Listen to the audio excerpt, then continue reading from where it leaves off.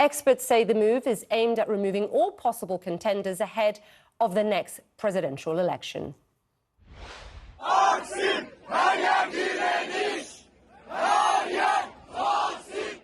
Hundreds of protesters, you can see there, vented their anger in Istanbul earlier, chanting their support for the mayor. Let's get more on the political situation in Turkey. And a wider conversation I think we need to have right now. I want to bring in Ruth Ben-Ghiat. She's a history professor at New York University and also the author of Strong Men, Mussolini to the President. She joins us now live from New York. Timely conversation, Ruth.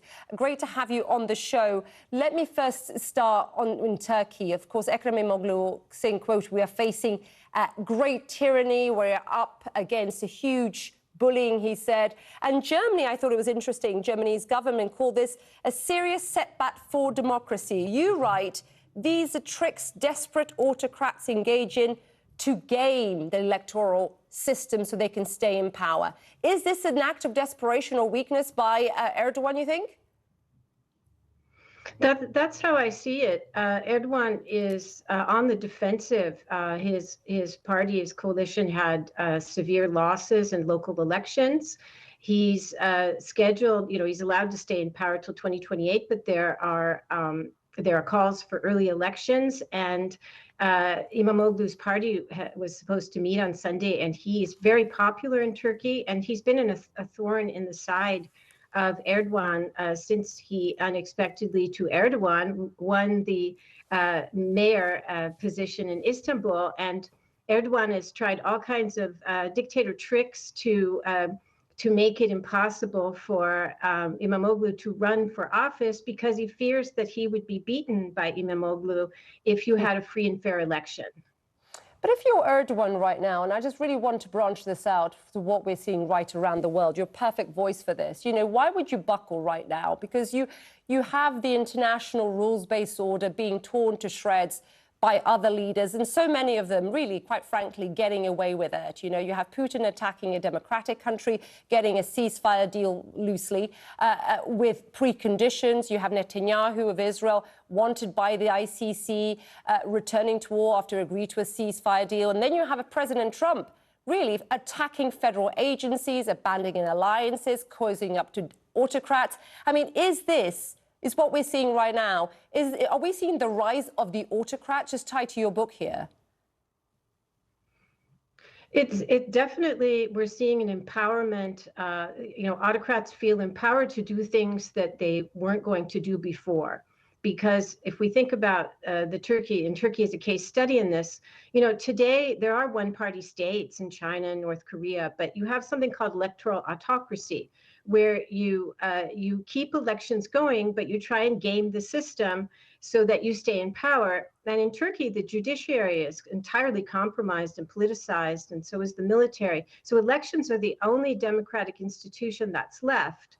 And Erdogan has done other things, most recently, ridiculously trying to nullify Imamoglu's university diploma to say he couldn't run for office. And so now you see he feels emboldened to actually arrest Imamoglu, who, again, is very popular, and that's why there are demonstrations. And this has to be related to the world order, which now, especially with America, the superpower, becoming autocratic, you're going to see more of this in the future. And as you are speaking, Ruth, we are seeing these live pictures. Can we bring them up live from Istanbul, where people really continuing to take to the streets in protest of really his attention. I think if we have the wider shot, we can show viewers that. But, I really want to widen the conversation if I can, because we were talking just a few minutes ago with our correspondent in the US about what we are seeing.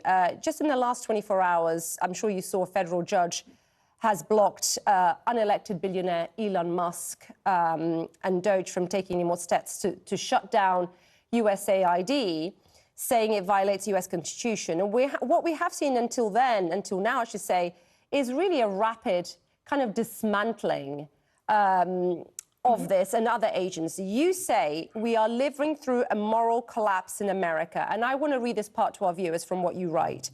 Authoritarians tried to normalize extreme actions through states of emergency exception. Yet, as a Chilean victim of state torture during the Augusto Pinochet dictatorship, told me, states of exception can be normalized in people too. Moral collapse begins as an individual process, and when the conditions are right, generates new collective norms of behavior that can support large-scale repression. Why then, going back to this point, why do you think we are seeing these autocrats being emboldened? What's emboldening them? I think as each autocrat looks to see what the others are getting away with, and the failure to stop Vladimir Putin in Ukraine early on, when that could have been possible because of the evident, corruption in the Russian military, underperformance that's even now led them to use North Korean soldiers. This gave the message to other autocrats. For example, China is now ramped up its imperialist aspirations with Taiwan. And so what's at stake, and now the U.S. is the biggest front here, and things are proceeding very quickly in the U.S. In fact, more quickly than when most autocrats come in. The speed of the transformations in the U.S. resembles after a coup. It's so fast. And so what's at stake is the whole democratic international order, which is why the Trump administration is going after soft power of the U.S. all over the world. And so we're seeing this environment where there's an attempt to change the international order and the alliance system very quickly. If that then is the case, let me put to you the same question I asked really Maria Ressa, the Nobel Peace Prize winner, just last week on the show. Why aren't Americans screaming from the rooftops? Yes, we're seeing a lot of localized protests, and it's not being covered by the U.S. media as such. We're not seeing mass nonviolent protest yet. I think that there's a good chance that will come once Americans realize the economic outcomes in their daily lives of the Trump/Musk administration. I do want to say we have a very unusual situation, which is difficult for some people to grasp, because we have a power sharing arrangement between an elected President Trump and an unelected, the richest man in the world, who is paralyzing government and behaving in ways that resemble coup actions. So this is very, very complicated to oppose.